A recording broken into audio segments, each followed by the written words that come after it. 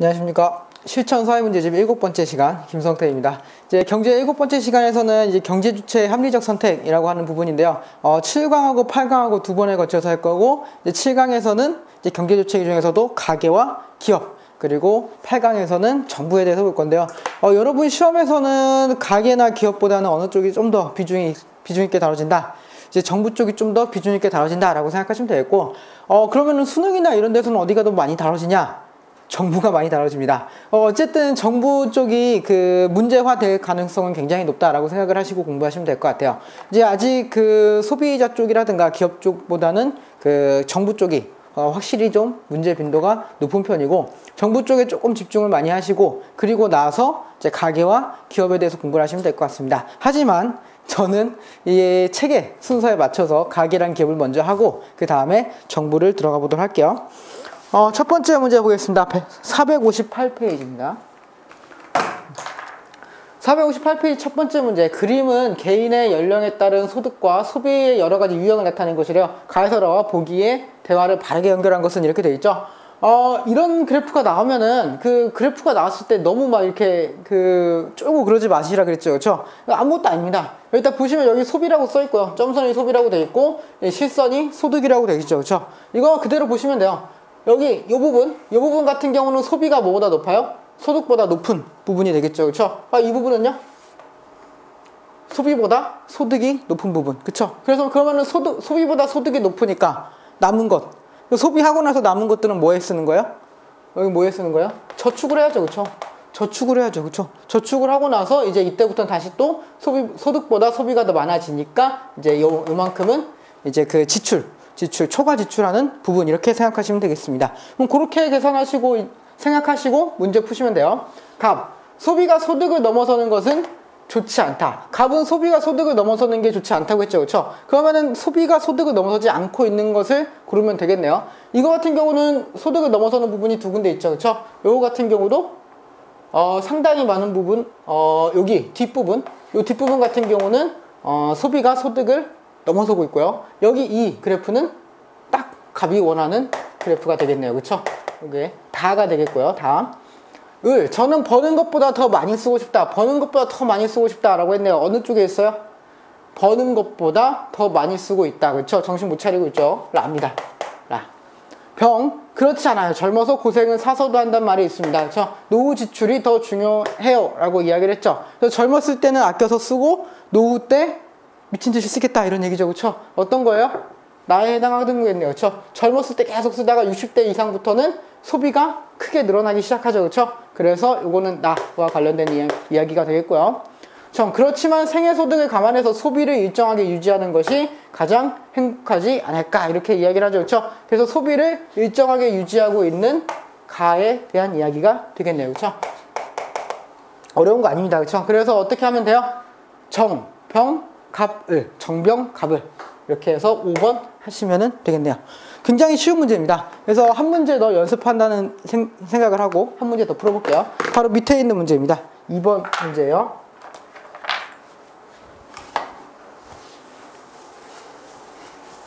그래프는 갑을 두 사람의 소득과 소비 곡선을 나타낸 것이래요. 이에 대한 설명으로 옳지 않은 것을 골라라, 이렇게 되어 있죠. 하나씩 보겠습니다. B영역은 저축을 나타낸다. B영역, 요 부분이죠. 이 부분. 여기 소비보다 소득이 많은 부분, 그렇죠? 이 부분은 뭐라 그랬어요? 아까 저축을 나타낸다. 맞는 이야기가 되겠고요. 소득의 합계는 갑보다 을이 더 크다. 소득의 합계가 갑보다 을이 더 크다라고 하는 거는 봤을 때 일단은 옳은 지문 같네요. 그렇죠? 왜 옳은 지문 같죠? 보시면은, 그쵸? 여기까지 비슷하잖아요. 그쵸? 여기까지 비슷한데, 30까지 비슷한데, 이때부터 크게 차이가 나기 시작하잖아요. 면적이. 그래서, 갑보다는 을이 더 크다라고 보시는 게 좋겠고요. 갑과 을의 소득이 발생하는 기간은 30년이다. 30년이다. 어디서부터 어디죠? 30살부터 60살까지. 30살부터 60살까지. 이렇게 하시면은 틀리는 겁니다. 이렇게 하시면 틀리는 거예요. 여기서 보시면은, 소득이 발생하는 기간이잖아요. 그쵸? 저축이 발생하는 기간이 아니라 소득이 발생하는 기간이에요. 소득이 발생하는 기간이니까 언제부터요? 20대 조금 넘어서부터는 계속 소득이 발생하죠. 그렇죠? 대신 뭐가 더 많을 뿐이에요? 뭐가 더 많을 뿐이요? 소비가 더 많을 뿐이죠. 그렇죠? 즉 여기서부터 계속 소득은 일어나고 있는데, 그렇죠? 여기 30살을 기점으로 해서 30세를 기점으로 해서 소득이 초과하고 있다. 이렇게 생각하셔야 되는 거죠. 그렇죠? 즉 소득이 발생하는 기간은 20년보다 더 많다. 이렇게 이야기하셔야 되는 겁니다. 그래서 3번은 아니고요. 갑의 경우 소득의 합계보다 소비의 합계가 더 크다. 이거는 볼게요. 소득의 합계와 소비의 합계. 여기 보시면 여기 써있네요. 그쵸? 여기 써있네요. 여기 B는 저축이고요. 그쵸? A하고 C는 초과 지출이죠. 그쵸? 저축보다 초과 지출이 더 크니까 소득보다 뭐가 더 크다는 거예요? 소비가 더 크다. 이렇게 하셔야 되겠죠. 그쵸? 이것도 맞는 이야기가 되겠고요. 소비는 계속 증가하지만 소득은 증가하다가 감소한다. 맞죠? 그쵸?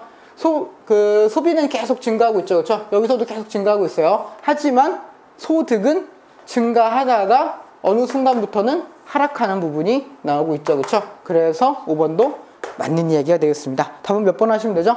3번 하시면 되겠네요. 네. 넘어가겠습니다. 3번 볼게요. 459페이지 3번 문제입니다. 이렇게 표가 계속 나오게 되는데 어쩔 수 없이 표는 나올 수밖에 없어요. 경제 등 그 사회 같은 경우도 자료를 해석하는 문제가 그 여러분의 변별력을 가리는 문제이기 때문에 그렇기 때문에 나올 수밖에 없습니다. 또 해석하셔야죠. 표에 대한 분석으로 옳은 것을 골라라 이렇게 돼 있죠. 근로소득, 사업소득, 재산소득, 이전소득이 가다 이런 이야기 같아요. 그래서 가는 경상소득이라고 보시는 게 좋겠습니다. 경상소득, 그리고 나는 경상소득 이외 비경상소득 이렇게 하시면 되겠네요. 요거 합친 게 경상소득이다 이렇게 생각하시면 돼요. 이렇게 하시면 됩니다. 볼게요. 가는 비경상소득이고 나는 경상소득이다. 일단 이건 틀렸네요. 틀렸죠? 틀렸다 하시면 되겠고 2005년의 소득 중 사업소득의 비중이 가장 낮다. 사업소득의 비중이 구성비가 3.2%로 가장 낮지 않네요. 뭐가 있죠? 그 밑에 바로 1.4%. 재산소득이 가장 낮네요. 그쵸? 비중으로 봤을 때 재산소득이 가장 낮고요. 2006년에 보겠습니다. 2006년엔 전년도에 비해서 재산소득이 증가하였다. 2006년에 전년도에 비해 재산소득이 원래 1.4였는데 어떻게 됐어요? 1.2로 바뀌었는데요. 그쵸? 오히려 더 낮아졌다 하시는 게 맞겠고요. 2006년에는 전년도에 비해 근로소득의 증가율이 낮아졌다. 근로소득의 증가율 그냥 여기 보시면 돼요. 증감률 써있잖아요. 그쵸? 증감률이 플러스면 증가율이겠죠. 2006년 근로소득 2.4% 증가했고요. 여기서 4.5% 증가했네요. 그쵸? 증가율은 낮아진 게 아니라 높아졌습니다. 약 2포인트 이상 높아졌어요. 5번 2006년에는 전년도에 비해서 이전소득의 증가율이 둔화되었다. 이전소득의 증가율 어떻게 보시면 되죠? 요거 54.3% 그리고 8.0% 확실히 둔화된 게 보이네요. 엄청나게 둔화됐죠. 그렇죠? 약 40% 이상이 둔화되고 있다 하시면 되겠습니다. 답은 5번 하시면 되겠네요. 그래서 여러분이 이게 표를 보시면은 침착하게 하시면 돼요. 침착하게 하나하나 이제 자료를 맞춰 나가시면은 절대 어려운 문제는 아닙니다. 다음 넘어가서 460페이지 4번 문제를 볼게요.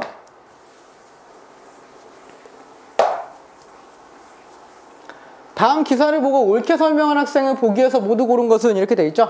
볼게요. 베이비붐 세대 자신의 노후 대책에 소홀한 것으로 나타난다. 이렇게 되어 있어요. 그래서 쭉쭉쭉 나오죠. 그래서 기억에서 저축이란 거 물어보고 있고요. 니은에서 이자나 임대료 소득 물어보고 있고 디귿은 임금 그리고 소비 이렇게 네 가지를 물어보고 있네요. 기억은 경제성장의 원동력인 반면 리을은 저의 요인이다. 기억은 뭐죠? 저축이고요. 저축.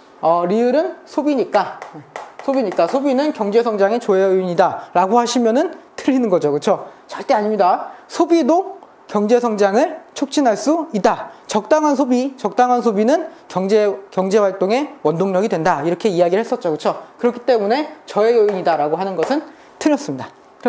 중요한 활동이에요. 소비도 굉장히 중요한 활동입니다.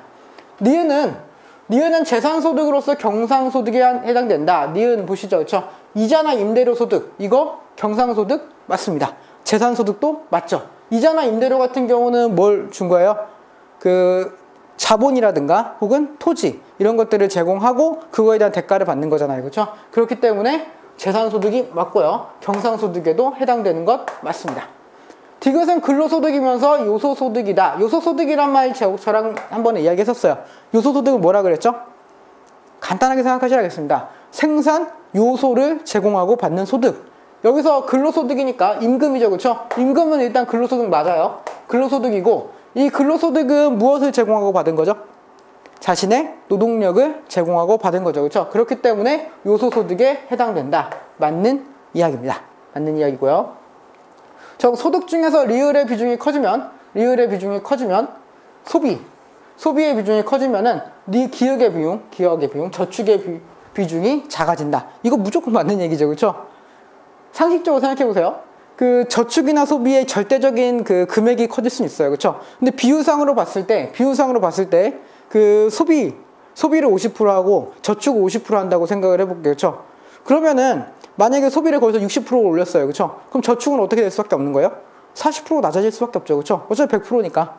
100% 안에서 해결을 해야 되니까. 그렇기 때문에 이거는 당연히 맞는 이야기가 되겠습니다. 답은 몇 번이 되는 거죠? 을병정. 이렇게 하면 되겠네요. 을병정.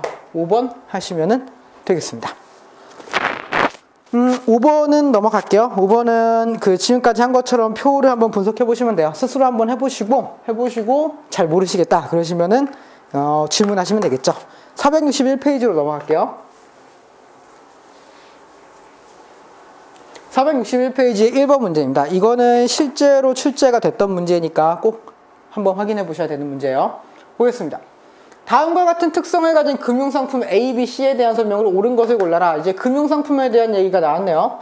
불확실한 고수익보다 안정적인 수익을 중시한다. 안정적을 중시하는 사람들이 선호하지 않는데요. 그쵸? 안정적인 수익이 별로 필요 없고 뭐가 더 중요하다? 고소득이 더 중요하다 이거죠. 그쵸? 그러면 이건 뭐죠? 주식이죠. 주식. 그쵸? 네, 주식이. 쪽박 아니면 대박. 그리고 대부분은 쪽박. 뭐 이런 거. 그쵸? 그렇게 생각하시면 되겠죠? 내려갑니다. 그래서 일정 금액까지 상환에 대해서 법외로 보호를 받는 금융상품이냐? 그렇다고 한다면은 이거는 예금이 되겠고요. 이거 아니라고 한다면은 채권이 되겠죠. 보겠습니다. A와 B는 상환기간이 정해져 있는 금융상품이다. A하고 B 중에서 상환기간이 정해져 있는 거는 B밖에 없죠. 그렇죠? A는 상환기간이 있진 않아요. 2번, C는 A보다 기대수익률이 높은 상품. 기대수익률이 가장 높은 거는 주식이죠. 그렇죠? 주식. 그래서 아니고요. A는 정부 특수법인들도 많이 발행하는 금융상품이다. 정부나 특수법인이 발행하는 상품은 주식이 아니라 채권입니다. 채권. 그래서 요거는 B가 되겠고요. B는 이자를 수취하는 금융상품이다. 맞죠? 채권이라고 하는 건 기본적으로 뭐를 빌려준 거예요? 자본을 빌려준 거예요. 자본을 빌려준 거기 때문에 그 빌려준 자본에 대한 무엇을 받는 것? 이자를 받는 것. 그렇기 때문에 4번이 맞는 이야기다 하시면 되겠네요. 그 금융상품에 대해서는 그 간단하게만이라도 익혀두고 계시면은 문제 푸시는데 크게 무리는 없을 거예요. 그렇게 어려운 문제가 나오진 않을 겁니다. 이 부분에서 넘어가겠습니다. 462페이지로 넘어가서 2번 문제를 한번 볼게요.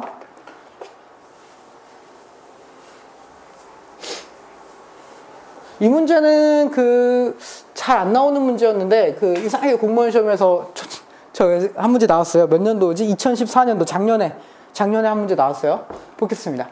다음 금융상품에서 1,000만 원을 2년 동안 가입합니다. 만기에 예상되는 세전 명목 이자액. 그냥 이자액을 구해라. 이렇게 생각하시면 돼요.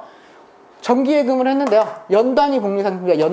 연단위 복리고요. 명목 이자율은 10%고 고정금리가 되겠네요. 그렇죠? 여기서 또 하나 동그라미 쳐야 될 거는 연단위 복리다. 복리로 계산하시면 된다. 이런 얘기예요. 별거 없죠. 그렇죠? 복리로 계산하라고 했으니까 뭐에도 이자를 붙이면 돼요? 이자에도 이자를 붙이시면 돼요. 네. 1,000만 원. 1,000만 원에 얼마의 이자가 붙는 거예요? 10%의 이자가 붙는 거죠. 그렇죠? 10%의 이자가 붙으면은 얼마? 100만 원 나오겠죠. 100만 원. 그쵸? 그 다음에 이제 1,000만 원이랑 100만 원이 합쳐지겠죠. 이자에도 이자가 붙는다고 했으니까. 그래서 1,100만 원에서 뭘 해야 되는 거야? 10% 하시면 되죠. 10%. 네. 이렇게 하시면 얼마 나오는 거예요? 1,100만. 이렇게 나올 겁니다. 그럼 합치시면 얼마죠? 합치시면은 210만 원. 그래서 210만 원인 거를 고르시면 되겠네요. 답은 2번. 하시면 되겠습니다. 복리 구하는 거 별거 어려운 거 아니야. 2년, 뭐 3년까지는 줄 수도 있는데, 뭐 4년, 5년, 막 10년, 이렇게 내시는 막 사이코분은 없습니다. 절대 없어요. 절대 없기 때문에 거의 2년이나 3년이에요. 그래서 그 정도를 계산을 해서 얼마의 이자를 받을 수 있는가, 이 정도는 문제로 나올 수 있으니까, 조금씩은 연습해 두시면 좋을 것 같습니다. 넘어갈게요. 바로 밑에 있는 문제입니다. 462페이지에 1번 문제, 합리적 소비 1번 문제입니다.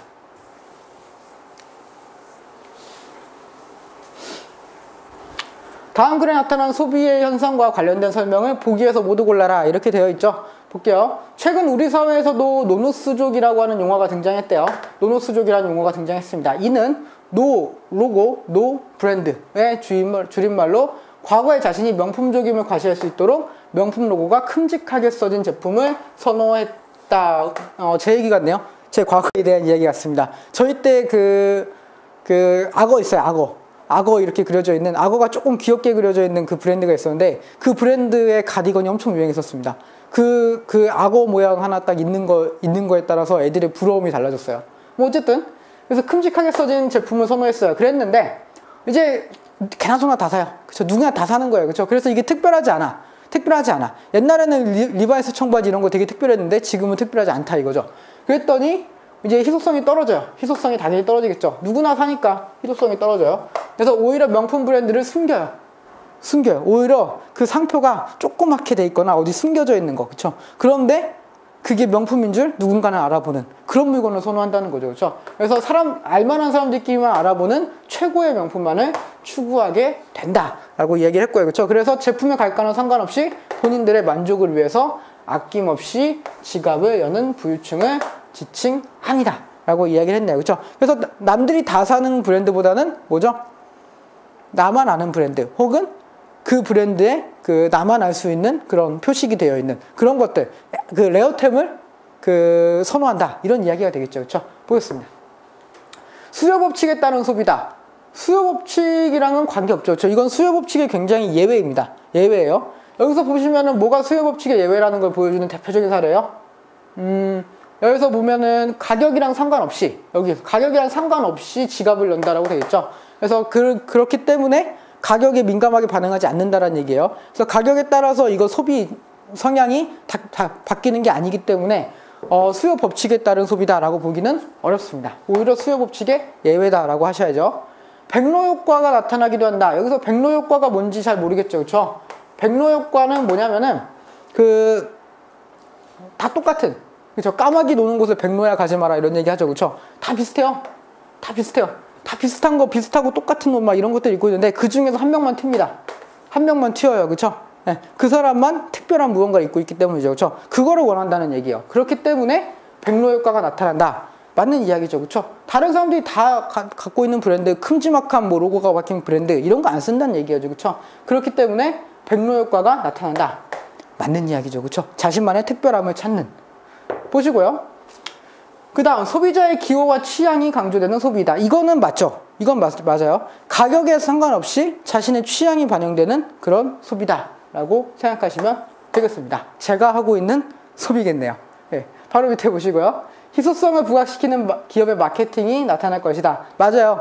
한정판 이런 것들 막 나오기 시작하죠. 그렇죠? 그 한정판의 노예, 바로 저에 대한 이야기입니다. 어쨌든 리얼도 맞는 이야기가 되겠죠. 그렇죠? 왜? 특별함을 추구하니까 한정판, 희소성 이런 것들을 강조하게 되면은 그게 오히려 잘 팔리게 되겠죠. 네. 그래서 답은 몇 번이 되겠습니까? 니은, 디귿, 리을 5번 하시면은 되겠네요. 바로 밑에 문제 한번 풀어볼게요.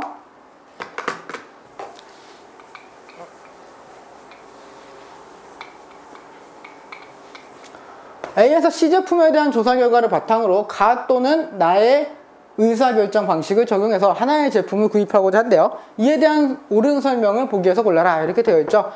가하고 나에서 뭘 결정하는지만 한번 봅시다. 디자인 선호 수준이 보통 이상이어야 돼요. 디자인 선호 수준이 보통 이상이어야 되니까 보통 이상인 걸 고르면 되죠. 디자인, 보통 좋음. 셋 중에 아무거나 선택해도 되겠네요. 상관없습니다. 2단계 실용성의 선호 수준이 좋음 이상. 실용성은 좋음 이상이어야 돼요. 그래서 뭐는 안 되는 거예요? 보통 안 되죠. 보통 안 된다는 얘기가 보통 안 되고 A 아니면 C를 결정한다는 이야기가 되겠고요. 그 다음에 가격 선호 수준이 보통 이상인가? 보통 나쁨은 안 돼요. 그쵸? 그렇기 때문에 뭐가 결정된다? 이거는 C를 결정하게 되겠네요. C를 결정하게 되겠고요. 나 같은 경우는 각 제품에 대한 평가 점수의 합계를 계산한다고 하네요. 그래서 합계를 계산하시면 됩니다. 이거 A 제품은 몇 점이죠? 4, 5, 2니까 11점인가요? 11점. 11점. B는 4, 3, 7, 10. 여기 10점이고요. 그럼 B는 탈락했네요, 일단. 3, 4, 7, 10. 뭘 선택하게 되는 거죠? A를 선택하게 되겠네요. 됐습니다. 하나씩 볼게요. 기억, 가에서의 의사결정 단계의 순서가 바뀌면은 구입하는 제품이 달라진다. 해보세요. 해보세요. 해보시면 알겠는데, 안 바뀝니다. 안 바뀌어요. 안 바뀌어요.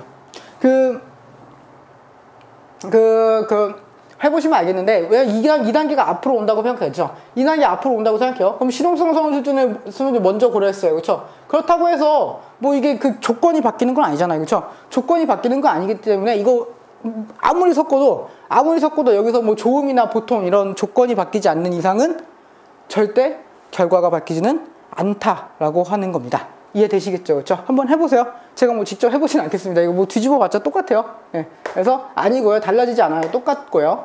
나에서는 어떤 평가 준거 기준보다 예산 문제를 중요하게 다루고 있다. 아니죠. 아니죠. 왜요? 나 같은 경우는 그냥 각 제품에 대한 평가 점수의 합계를 계산한다 그랬어요. 어느 거 하나만 특별하게 생각하지 않고 있다라고 하는 얘기죠. 그래서 모든 걸 조합해서 내 선호랑 상관없이 모든 걸 조합해서 가장 점수가 높은 것을 사겠다. 이런 거기 때문에 어느 것 하나에 특별한 평가 기준을 주지는 않고 있다라고 하시면 되겠고요. 디귿에서 가와 나 중에서 어느 방식을 택하느냐에 따라 구입하는 제품이 다르다. 맞죠? 가를 선택하게 되면 뭘 선택하는 거예요? C를 선택하게 되겠고요. 나를 선택하면은 A를 선택하게 되겠죠. 그래서 디귿은 맞는 이야기고요. 각 평가 기준의 선호 수준과 평가 점수 사이에는 정의 관계가 존재한다. 맞는 이야기가 되겠죠. 그쵸? 선호 수준이 높으면 당연히 뭐도 높아지는 거예요? 선호 수준이 높아지면은 평가 점수도 높아지게 되겠죠. 당연한 원리 아니겠습니까? 그쵸? 그래서 맞는 이야기가 되겠네요. 답은 몇 번이죠? 답은 디귿과 리을이니까 답은 5번 하시면 되겠습니다. 넘어가셔서 464페이지 5번 문제 한번 볼게요.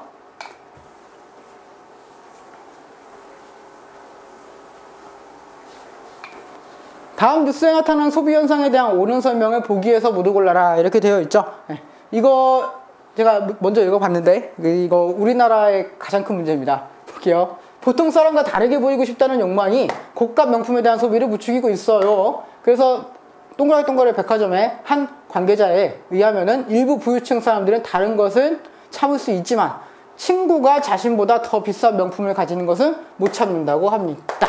왜 이러는 걸까요? 어쨌든 그래서 고가 명품 업체들은 이러한 심리를 이용해서 가격 올리기 경쟁을 벌이고 있다. 그래서 가격이 올라가면 올라갈수록 오히려 잘 팔리는 괴현상이 발생하고 있다. 이해할 수가 없죠. 그렇죠? 제가 우리나라 문화에서 가장 이해할 수 없는 부분입니다. 왜 남을 의식하면서 소비하고 생활할까요? 저는 그렇지 않아서 잘 모르겠습니다. 그때 제 시계가 저의 가치를 높여주지 않으니까, 그죠? 제 뭐 옷 브랜드가 제 가치를 높여주지 않으니까. 어쨌든 그렇습니다. 그래서 이런 거는 뭐라고 하냐? 과시소비라고 불러요. 내 만족보다는 무엇을 하기 위해서? 남한테 나를 보여주기 위해서. 물론 뭐 남한테 나를 보여주는 게 나의 만족의 기준일 수도 있겠지만 어쨌든 소비와 관련해서는 나의 만족을 위한 소비가 아니라 다른 사람보다 더 돋보이기 위한 그런 과시를 위한 소비를 하고 있다. 이런 이야기가 되겠네요. 기억 보겠습니다. 빈부격차를 심화시킨다. 이것 때문에 제가 이 문제 직접 넣었어요. 저 혹시 이것 때문에 헷갈려 하실까봐. 이게 빈부격차를 왜 심화시킵니까? 이거 심화시키는 건 아니에요. 오히려 빈부격차를 완화시키는 효과가 발생할 수도 있어요. 왜 그렇죠? 이게 과시용품이잖아요. 과시용품이고 사치품이기 때문에 가난한 사람은 이거를 살 수 있다 없다? 없다라고 하는 거죠. 그럼 부자들이 많은 돈을 갖고 있는 사람들이 이거에 대한 소비를 할 거란 말이죠. 그렇죠? 그러면은 이 고가품을 소비함으로써 여기에 붙는 무엇이 있는 거예요? 부가세가 10% 붙겠죠. 부가세는 누구나 10%를 내지만 고가품을 사면 살수록 실제 금액은 높아지게 되잖아요. 1000만 원짜리 샀을 때 10%는 100만 원이지만, 그렇죠? 1000원짜리 샀을 때 10%는 100원밖에 안 되잖아요. 그렇죠? 그렇기 때문에 이렇게 고가의 용품을 부자들이 삼으로써 오히려 무엇을 할 수 있다? 소득 재분배 효과, 빈부격차를 완화시킬 수도 있다. 뭐 그런 효과가 발생할 수도 있다라고 하는 거죠. 다만 무엇은 발생할 수 있다? 다만 그 격차에 대한 그 심리적인 그 부담 이런 것들은 발생할 수 있죠. 그렇죠? 그런 거는 발생할 수 있지만 그 박탈감, 심리적 박탈감이 발생할 수는 있어요. 저 사람은 저렇게 잘 사는데 나는 이렇게 못 살아라고 하는 박탈감이 발생할 수는 있지만 빈부격차가 심해진다라고 하는 것은 조금 많이 간 것이다. 아니다라고 하셔야 되겠죠. 니은 투기적 이익을 목적으로 한다. 여기서 투기적 이익이라고 하는 말 부동산 투기 생각하시면 됩니다. 부동산 투기를 하는 이유는 뭐죠? 근본적으로 생각해보세요. 부동산을 왜 사요? 자기가 살 것도 아닌데. 자기가 거기 들어와서 살 것도 아닌데 왜 사요? 부동산을 사는 이유는 부동산을 사고 나서 그게 나중에 값이 올라요. 값이 오르면 그게 뭐가 되는 거예요? 내 재산이 되는 거잖아요. 그쵸? 그래서 그런 게서 시세 차익을 노리고 있는 거죠. 그쵸? 내가 지금 샀을 때 앞으로 분명히 이 집값이 오를 거야. 그러면 그때 가서 내가 이득을 챙겨야지. 바로 이거잖아요. 그쵸? 즉 시세 차익을 노리고 있는 게 바로 뭐예요? 투기적 이익을 노리고 있는 거죠. 이해되십니까? 그래서 이 투기적 이익이라고 한다는 거는 물론 한정판을 사서 나중에 되팔아서 이득을 얻어야지 이런 생각을 할 수도 있겠지만 일반적으로 투기적 이익 같은 경우는 어디엔 들어가지 않는다? 과시소비엔 들어갈 수 없죠. 과시소비 어떻게 들어가요? 남한테 과시하기 위해서 그 물건을 샀는데 그 모양 빠지게 그걸 왜 중고나라 같은 데서 팝니까? 그렇죠? 자기가 갖고 있어야죠. 그렇기 때문에 투기적 이익을 목적으로 한다라는 말은 옳지 않은 내용이 되겠고요. 이건 수요 법칙으로 설명하기 어렵다. 이건 맞죠? 이거 맞죠? 값이 비싸지는데 오히려 왜 더 사요? 값이 비싸지면 당연히 덜 사야 되는데 오히려 값이 비싸지면 더 산다니까요. 그렇죠? 이거 뭐예요? 수요 법칙에는 예외가 되는 거죠. 그렇죠? 수요 법칙의 예외 상황이 되는 거고요. 이게 가짜 상품이 확산되는 원인이 된다. 이건 맞죠? 얘 값이 너무 막 올라가요. 그렇죠? 너무 올라가니까 누군가는 이거 살 수가 없게 되는 거죠. 그렇죠? 그럼에도 불구하고 뭘 하고 싶어요? 과시를 하고 싶어요. 그럼 뭐 사는 거예요? 짝퉁 사시는 거죠. 그렇죠? 어떤 짝퉁? 정교한 짝퉁. 정교하고 아름답고 누가 봐도 알아보기 어려운 그런 짝퉁을 사시려고 하는 심리가 발생할 수도 있다라고 하는 거죠. 그래서 디귿과 리을 3번 하시면은 되겠습니다. 다음 6번 문제입니다. 465페이지에요. 465페이지 6번 문제. 그림은 학생들이 비합리적인 소비 유형에 대해서 작성한 수행평가 보고서의 일부입니다. 이에 대한 진술로 가장 타당한 것을 골라라. 이렇게 되어 있죠. 볼게요. A 같은 경우는 뭘까요? A 같은 경우는 광고를 많이 접하는 상품의 선호도가 높았다. 이렇게 얘기했죠. 그렇죠? 네. 광고를 많이 접하는 상품의 선호도가 높았다. 이렇게 되어 있어요. 이거는 의존효과와 관련된 내용입니다.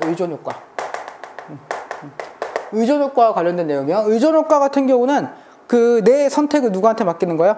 다른 사람한테 맡긴다 이런 의미죠. 그게 의존한다라는 뜻이잖아요. 그래서 광고를 보고 저게 맞는 것 같아 라고 하면은 그걸 많이 사게 되는 거. 그게 의존효과라고 하는 겁니다. 우리나라에서는 대표적으로 누가 광고한 브랜드를 들 수 있냐? 김연아 씨가 광고한 브랜드를 들 수 있죠. 다 망해가는 기업을 살렸어요. 우리 김연아 씨가. 예. 예전에 김국진 씨도 한번 살리셨습니다. 삼립? 그러니까 국진이빵 나왔던 그 브랜드 회사가 망할 뻔했는데 김국진 씨가 빵 모델을 하시면서 그 회사를 살렸죠. 그리고 김연아 씨는 프로스펙스 그 신발 회사 그거랑 그리고 슬러시 파는 데 있어요. 스무디왕 그런 데 있어요. 그렇죠? 거기 광고하면서 김연아 씨가 그 회사를 살렸죠. 어쨌든 의존효과 우리나라에도 굉장히 많은 효과입니다. 그래서 조사 대상 우리 학교 학생이고 소비 결정에 있어서 광고나 타인의 의견이 얼마나 중요하냐 이렇게 되어 있죠. 그냥 A에 관련된 질문만 좀 볼게요. A의 경우 기업의 마케팅의 중요성이 낮다. 아니죠. 광고를 잘 때리면 잘 때릴수록 더 많이 사게 되는 건데요. 그렇죠? 낮다가 아니라 높다가 돼야 맞고요. A의 대표적인 사례로는 사재기를 들 수 있다. A의 대표적인 사재가 왜 사재기죠? 관계없죠. 아무 관계 없습니다. 아무 관계 없어요. 이거 사재기 하면 뭐예요, 이거? 그렇죠? 그냥 광고 보고 그거 사는 건데, 광고를 보고 나서 같은 브랜드 막 20개씩 사고 거기 시중에 나와 있는 모든 그걸 다 삽니까? 그렇지 않잖아요. 그죠? 이 때문에 사재기랑은 관계 없죠. 네.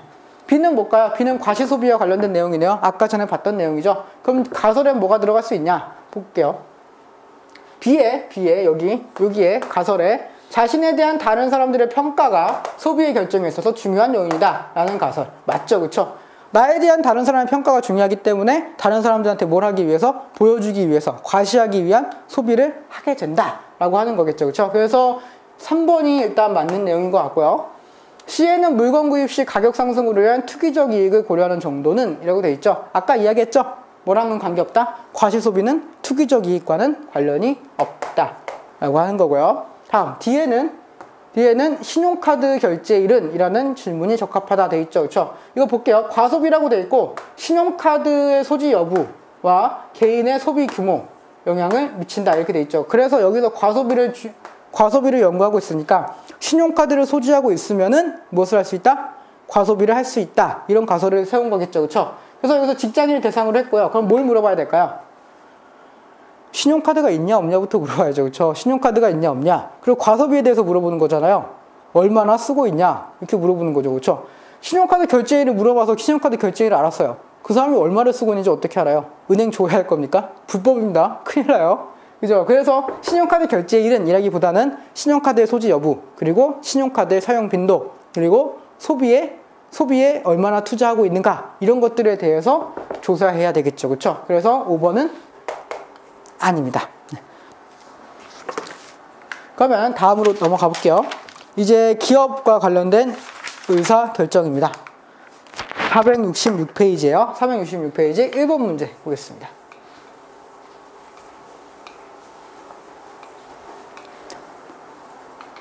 기업 쪽이 소비보다는 조금 더 어려울 수 있습니다. 기업 쪽이 조금 어려울 수 있는데 큰 차이 없어요. 큰 차이 없어요. 보겠습니다. 그래프는 생산량에 따른 평균 비용의 변화를 나타낸 것이래요. 이에 대한 설명으로 적절한 것을 보기에서 골라라 이렇게 되어 있네요. 여기서 보면은 평균 비용은 점점 줄어들어요. 평균 비용이 점점 줄어들고 생산량은 점점 증가하고 있죠. 그렇죠? 생산량이 증가할수록 비용이 줄어드는 현상이다. 이런 얘기가 되겠네요. 그렇죠? 그래서 여기까지는 뭐가 낫다라고 보시면 좋을까요? 한계 비용이 낫다. 한계 비용이 낫다. 무엇보다 낫다? 한계 비용이 한계 소득보다 높다. 이렇게 생각하시면 되겠고요. 낫다. 이렇게 생각하시면 되겠고요. 그래서 비용이 적게 드니까 추가 생산할수록 오히려 비용이 떨어지고 있잖아요. 비용이 떨어지고 있으니까 여기까지는 계속 추가 생산을 하는 것이 이득이 되겠죠. 그렇죠? 그렇죠? 그래서 한계 비용이 점점 낮아지니까 여기까지는 계속 생산을 하는 것이 이득이다. 그래서 여기까지를 뭐라고 부른다? 규모의 경제가 이루어지고 있다. 그렇죠? 그래서 여기까지는 비용을 계속 낮출수록 낮출 수 있는 수준이 된다. 그래서 평균 한계 비용이 계속 낮아지고 있잖아요. 한계 비용이 계속 낮아지고 있으니까 뭐도 낮아질 수 있다. 가격도 낮출 수 있다. 가격을 낮출 수 있기 때문에 가격 경쟁력이 발생할 수 있다. 그래서 가격 경쟁력을 통해서 다른 업체들을 사장시키는 행위가 발생할 수도 있다라고 분명히 이야기를 했었습니다. 그게 규모의 경제라고 얘기했어요. 넘어가시고, 그리고 여기서부터는 이제 뭐예요? 생산하면 할수록 비용이 오히려 증가하고 있죠. 여기부터는 이제 규모의 불경제 이렇게 하시면 되겠죠. 그래서 규모의 경제가 무엇인가 정도만 아시면 돼요. 즉 생산하면 생산할수록 이득이 발생하는 지점 이렇게 생각하시면 되겠죠. 대량 생산의 이득이 발생하는 지점 이렇게 생각하시면 되겠습니다. A는 규모의 경제가 실현되고 있다. 맞는 이야기고요. A는 기술혁신의 결과로도 볼 수 있다. 맞죠? 규모의 경제, 즉 생산비 절감이니까 생산비 절감은 기술혁신에 의해서도 나타날 수 있죠. 맞습니다. B가 나타날 때 독점 시장이 형성될 수 있다. 이거 무조건 틀리다고 하셔야 됩니다. 왜 무조건 틀리다고 하셔야 되죠? 독점 시장이 형성될 수 있는 거는 어디다? 규모의 경제다. 제가 그때 시장에 유형할 때 분명히 말씀드렸습니다. 독점 시장에서 무엇에 의해서 독점 시장이 발생할 수 있다? 규모의 경제에 의해서 독점 시장이 발생할 수 있다. 어떻게 한다 그러는 거죠? 다른 업체들이 따라올 수 없을 정도의 가격 경쟁력을 내세우는 거예요. 그렇죠? 그래서 다른 업체들은 그만큼 가격을 낮출 수가 없죠. 그렇죠? 그러다 보니까 도산하게 되고 도산하는 순간 그때부터 뭐가 되는 거예요? 독점이 되기 시작하는 거죠. 이해되십니까? 그래서 독점 시장이 형성될 수 있는 거는 B가 아니라 A가 돼야 되겠죠. 그렇죠? 아니고요. 기업 조직이 경직화되면은 B 구간이 나타날 수 있다. 이거는 맞는 이야기죠. 조직이 경직화되게 되니까 뭐가 늘어나게 되는 거예요? 생산비가 늘어나게 되는 거죠. 생산비가 증가하게 되면은 규모의 불경제가 발생할 수 있겠다라고 하시면 되겠습니다. 기억, 니은, 리을이겠죠. 답은 4번입니다. 4번. 넘어가시고 바로 밑에 있는 문제 풀어볼게요. 466페이지입니다.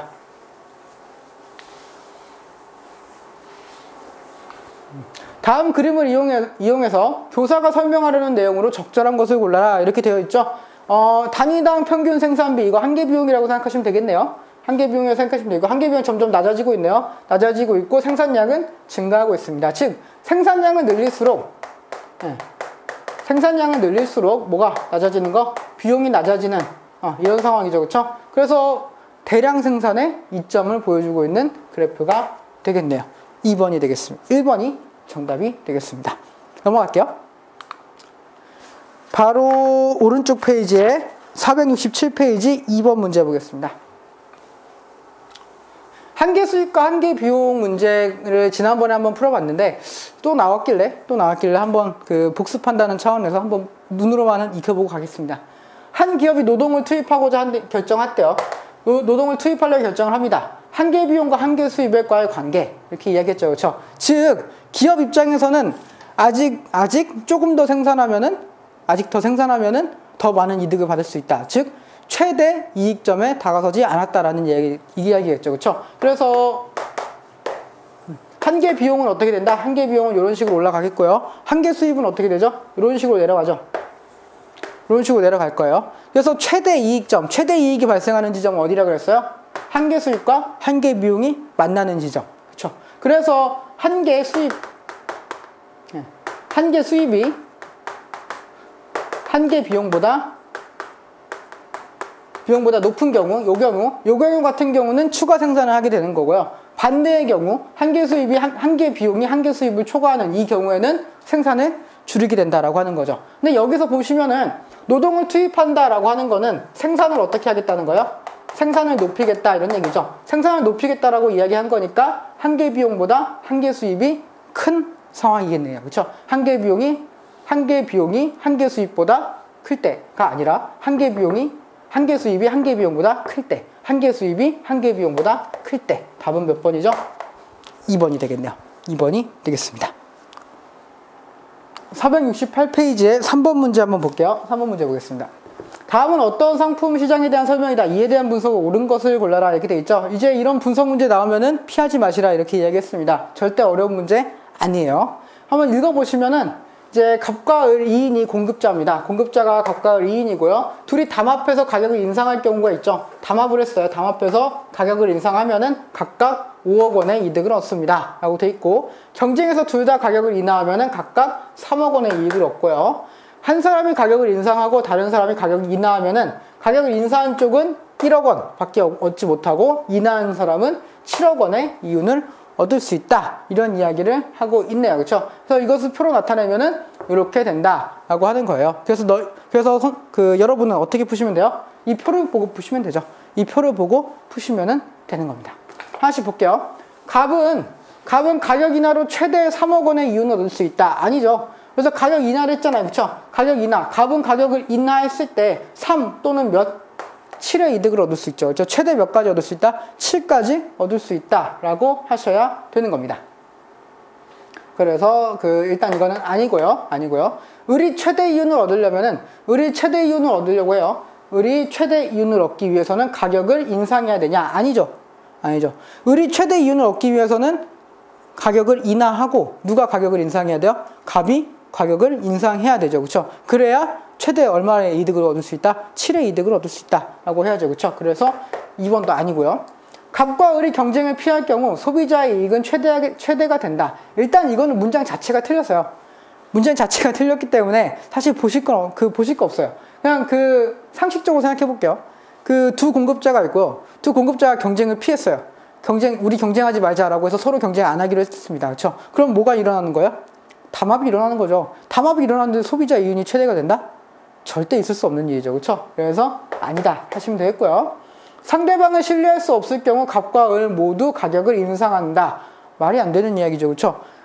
상대방을 신뢰할 수 없다라고 했을 때, 그렇죠? 상대방이 어떤 짓을 할지 몰라요. 근데 내가 이야기를 했습니다. 이야기를 해서 우리 가격 올리자라고 했어요. 그래서 제가 그 갑이 가격 올렸단 말이죠. 그렇죠? 그랬더니 을이 뭐예요? 이런 페이크다 할 수 있잖아요. 그렇죠? 페이크로 줘서 오히려 뭐란 거예요?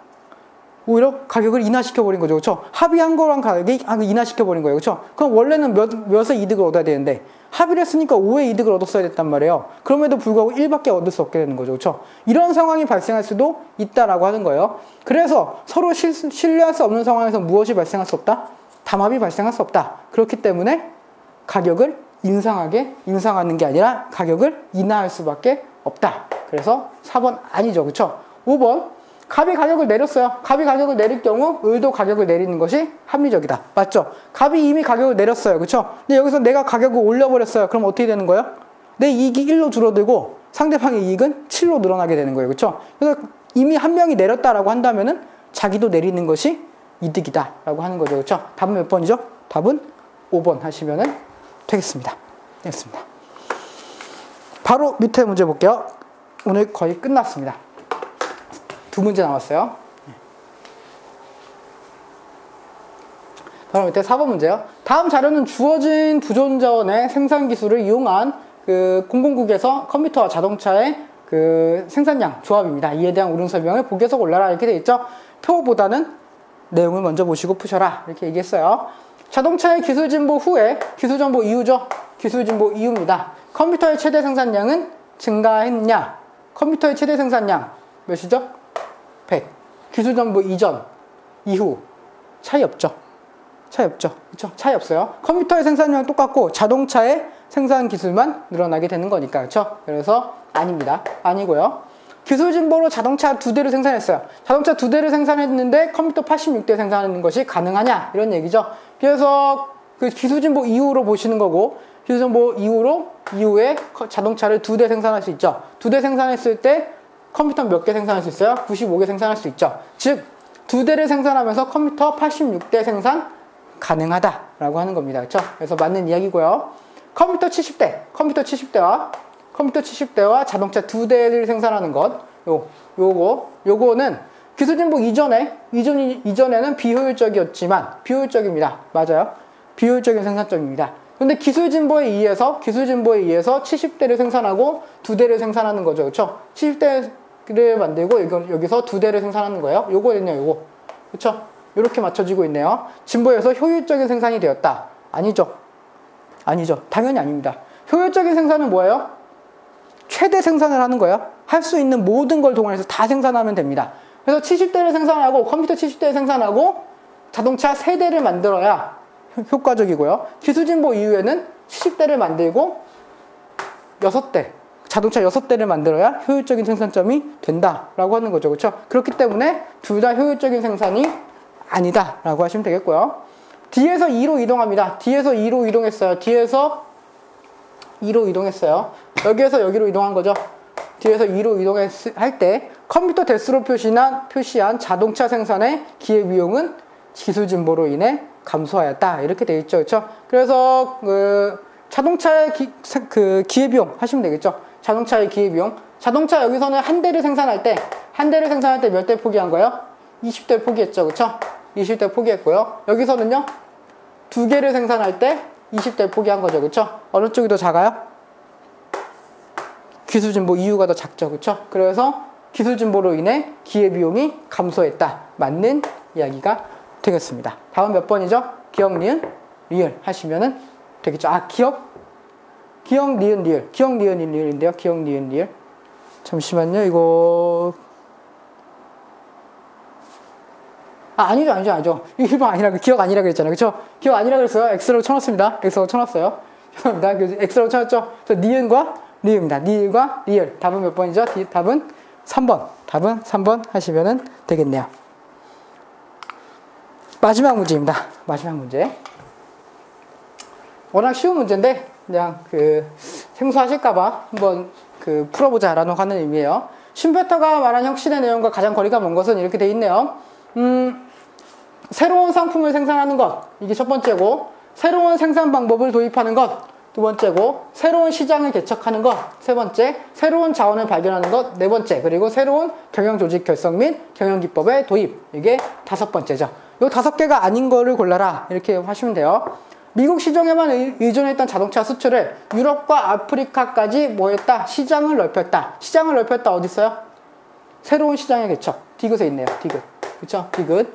산업재해가 많이 발생하는 위험 공정에서 인공지능 로봇을 투입하였다. 이거는 어떤 거죠? 새로운 기술, 새로운 생산 방법. 바로 니은이겠고요. 니은이겠고요. 기존의 휘발유나 LPG 대신에 전기를 에너지로 사용했다. 이건 뭐죠? 새로운 자원의 개발이죠. 리을이 되겠고요. 강력한 구조조정, 팀제의 도입과 같은 방법으로 기업 조직을 과감하게 개선시켰다. 기업 조직을 과감하게 개선시켰다 그랬죠? 무엇이죠? 새로운 경영 조직 방법의 도입이 되겠죠. 그렇죠? 이거는 미음이 되겠고요. 마지막 5번은 경기 호황에 힘입어 가진 제품에 대한 수요가 급증했어요. 근데 기업가는 공장 가동률을 크게 늘렸다. 이건 뭐예요? 이건 그냥 수요 공급 법칙 아닙니까? 그렇죠? 수요 공급 법칙이죠. 이거 여기서 도대체 뭐랑 이게 맞아요. 그렇죠? 네. 찾으시면 연락하시기 바랍니다. 없어요. 없어. 이 5개 중에 5번은 포함되지 않는다 하셔야 되겠죠. 답은 5번 하시면 되겠습니다. 그래서 이제 그 생산 주체 중에서도 가계와 기업의 활동에 대해서 우리가 좀 배워봤는데요.